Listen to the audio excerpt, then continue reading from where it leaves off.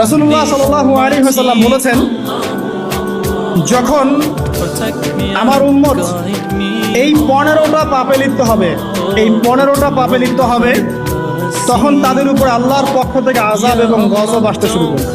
1 নম্বর পাপ, যখন এই উম্মতের মানুষ রাষ্ট্রীয় সম্পদ, পাবলিক প্রপার্টি, এটাকে যখন মানুষ ব্যক্তিগত সম্পদ মনে করে ব্যবহার করা শুরু করবে।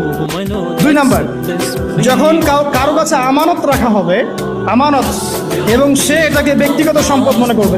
3, যখন মানুষ যাকাত আদায় করাটাকে জরিমানা মনে করবে, যাকাত দিতে চাইবে না, যাকাতটাকে জরিমানা মনে। স্বামী যারা আছে এরা স্ত্রীদের আঁচল ধরে থাকবে। 5 নম্বর, যখন সন্তান মায়ের অবাধ্য হয়ে স্ত্রীর খেদমত করা শুরু। 6 নম্বর, যখন বাবার পরিবর্তে মানুষ বন্ধুদেরকে সম্মান